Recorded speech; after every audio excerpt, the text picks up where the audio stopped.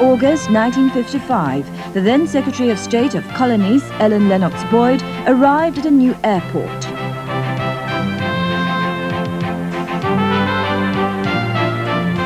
Hundreds of spectators gathered to witness the opening of Singapore International Airport at Paya Lebar. To build the airport, some 420 hectares of land had to be acquired and cleared, and the rural population resettled. The task took 3 years to complete.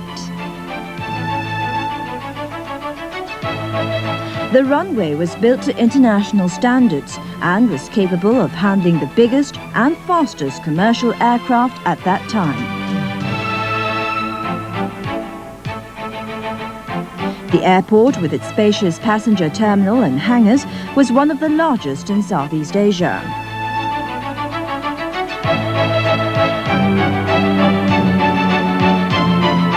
The opening of the airport marked a new era for air transport, as it would put Singapore in the forefront of the great aviation centres in the world.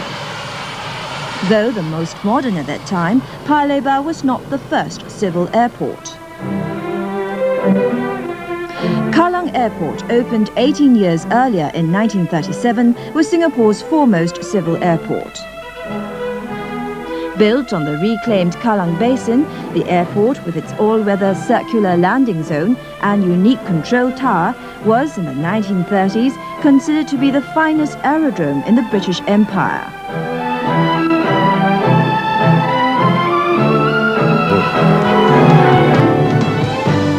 More airlines and larger aircraft were also using Kalang's modern but by now modest facilities.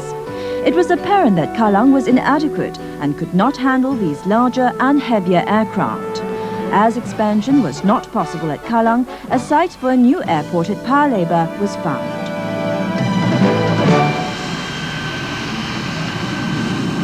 Paya Lebar marked a new era in air transportation. It was the age of the new generation jets.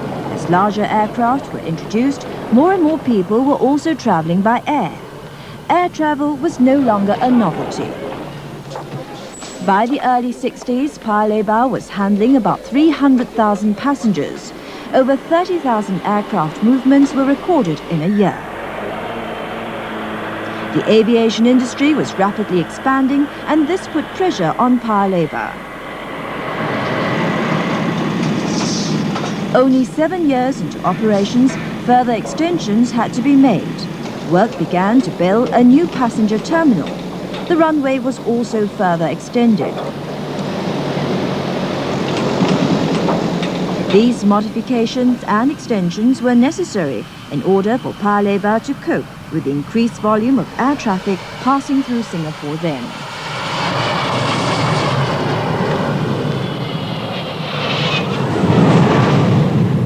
The years following saw a rapid increase in the number and types of jet aircraft, such as the supersonic Concorde in 1972. In a period of less than 20 years, the passenger movement had increased sixfold. Some 1.8 million passengers were using the facilities at Paya Lebar annually.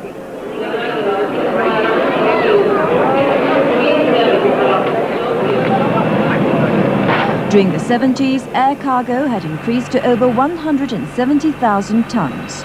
Aircraft movement had also increased to 51,000 in 1970, and there were over 200 scheduled services operating in and out of Paya Lebar.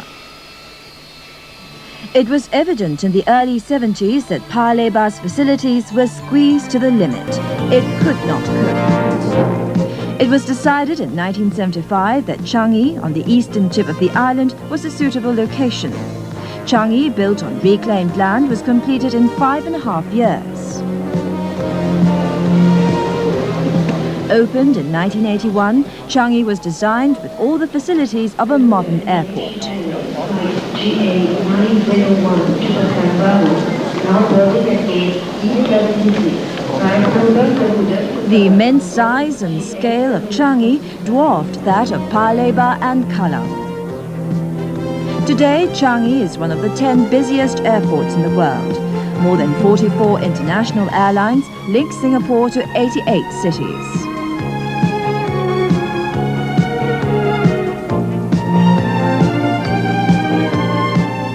Singapore's civil aviation history has seen the building of 3 airports: Kallang, Paya Lebar, and now Changi.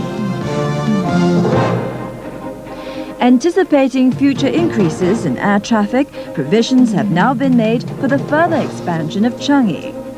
Planned and designed with such foresight, Changi will be able to serve Singapore's aviation needs right into the 21st century.